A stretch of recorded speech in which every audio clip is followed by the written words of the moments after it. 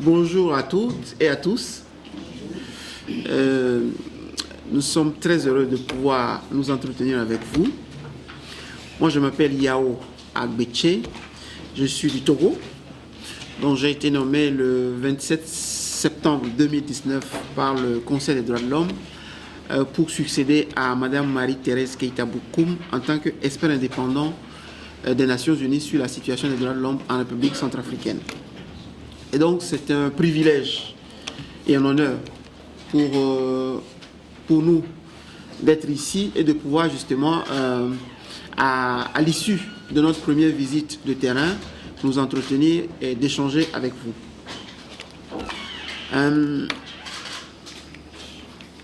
Au cours de cette mission que nous avons commencé le 3 février, nous avons pu rencontrer l'ensemble des acteurs, en commençant par les ministères, les autorités gouvernementales, les agences et fonds des Nations Unies, les institutions internationales, les institutions de l'État, qui sont certes créées par l'État, mais qui sont des institutions indépendantes. Nous avons rencontré les organisations de la société civile, les associations de victimes, le groupe de travail sur la justice transitionnelle. Nous avons rencontré les partis politiques. Nous avons rencontré également d'autres acteurs qui, de près ou de loin, interviennent dans l'édification d'une culture des droits de l'homme dans le pays et également contribuent au développement du processus de paix. Nous avons eu également l'occasion de visiter la prison centrale de Bangui pour voir les conditions de l'administration pénitentiaire et donc de toucher du doigt ce qui s'y passe.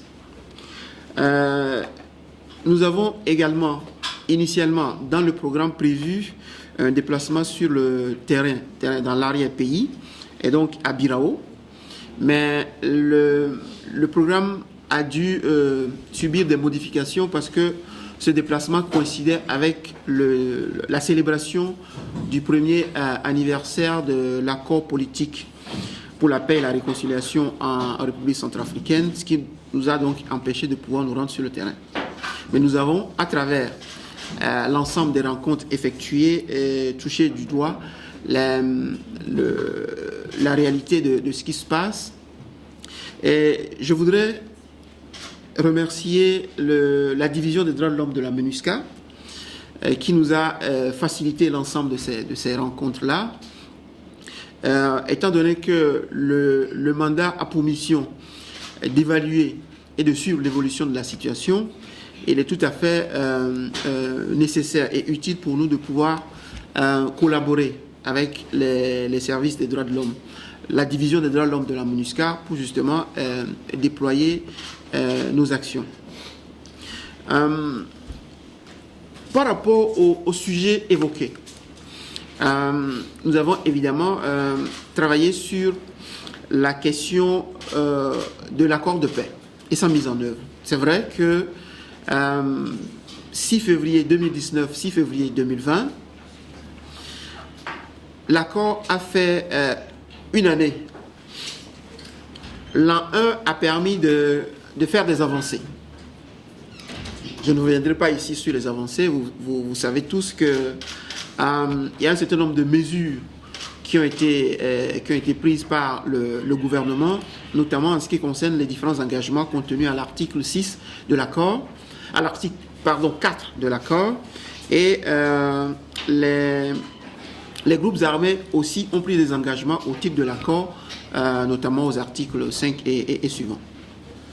Et donc, après cette première année, on a constaté que des évolutions ont été réalisées, notamment la mise en place de la commission inclusive, qui est une commission ad hoc, donc provisoire, qui à terme, une fois la loi sur la commission vérité, réconciliation et réparation sera mise en place, va lui rendre son rapport et donc terminer ainsi son mandat.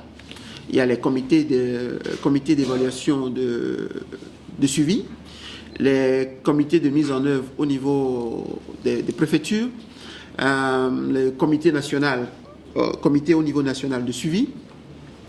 Il y a aussi un certain nombre de lois, ou de projets de loi plutôt, qui ont été développés, qui ont été transmises en fait au niveau de l'Assemblée nationale. Il y a également un début en ce qui concerne le PNDDR, donc le Programme national pour la démobilisation, la démilitarisation, la réinsertion et la réintégration, qui est aussi en cours. Pour nous, ces avancées sont essentielles. Il y a eu aussi, au niveau de la justice transitionnelle, l'installation de la Cour pénale spéciale qui a commencé ses investigations et ses enquêtes qui ont permis de rassembler l'ensemble des éléments sur un certain nombre de cas, un certain nombre d'infractions. Il y a eu aussi récemment la tenue des sessions criminelles qui a permis de se prononcer sur un certain nombre d'infractions, de faits qui ont été commis dans l'arrière-pays. Et donc, ces avancées sont certes appréciables et louables, mais il faut surtout voir les défis. Et pour nous, les défis sont énormes. Et d'ailleurs, au moment de la célébration, l'ensemble des acteurs, y compris les représentants des groupes armés, ont reconnu qu'il faut aller plus vite et plus fort parce que la population crie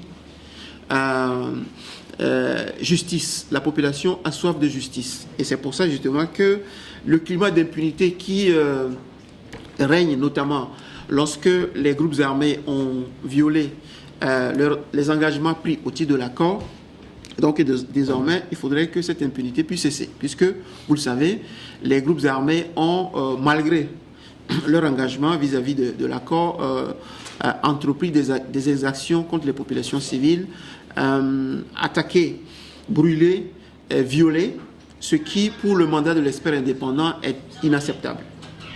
Il faut que ces exactions cessent. Et pour nous, il est clair que, et d'ailleurs le représentant des 14 groupes armés signataires de l'accord l'a mentionné, il faudrait que l'article 35 portant sanctions puisse être activé le moment venu. Et pour nous, l'article 35 parle de mesures répressives. Et désormais, on sait quelle est la nature de ces mesures répressives. Les groupes armés également. Pour nous, il ne faut pas attendre la prochaine attaque sur les populations civiles pour pouvoir déclencher la mise en œuvre du régime des sanctions. Il faut dès maintenant que l'ensemble des acteurs, que ce soit au niveau du gouvernement, mais également au niveau de la MINUSCA, qu'un message fort et ferme soit envoyé aux groupes armés que de tels actes seraient intolérables. Et d'ailleurs, le SRSJ, le représentant spécial du secrétaire général des Nations Unies, l'a dit le 6 février 2020, que désormais, c'est inacceptable. Il ne sera plus tolérable que des groupes armés puissent impunément s'en prendre à la population civile. Ils se sont engagés, il faudrait que désormais leur engagement soit tenu. Par ailleurs, dans nos rencontres avec les différents acteurs, on a pu constater que il subsiste toujours un certain nombre de défis à relever lorsqu'il s'agit, par exemple, d'apporter des réponses concrètes aux victimes. Lorsqu'il s'agit notamment des violences sexuelles, il y a certes les efforts engagés par la division des droits de l'homme de la MINUSCA pour faire du monitoring. Mais le monitoring permet justement d'identifier, de recenser les victimes. Mais à ce niveau, il y a un défi à relever parce que la peur qui règne fait que les victimes ne sont pas toujours libres pour exprimer les violations qu'elles ont pu subir et donc de parler librement. Pour nous, donc, l'identification et le recensement des victimes doit être renforcé parce que sans ce recensement, sans cette identification, on ne pourra pas parvenir à rendre justice à l'ensemble des victimes. Il y a une question qui s'est posée également lorsqu'il s'agit d'accès à la justice au niveau des juridictions si il est important d'avoir la protection des victimes ou des témoins qui seraient appelés devant les juridictions actuelles, dont la Cour pénale spéciale notamment. Il est nécessaire qu'il y ait un mécanisme de protection pour nous lorsqu'il s'agit donc de faire venir les témoins et des victimes devant la Cour. Et donc, ces différents éléments sont essentiels et nous sommes disposés à répondre à vos questions. Évidemment que je n'ai pas dit ici l'ensemble des éléments qui nous ont été révélés et que nous avons pu toucher du doigt nous-mêmes. Mais avec vos questions, on sera en mesure de pouvoir aller davantage dans les détails. Voilà, je vous remercie une fois encore.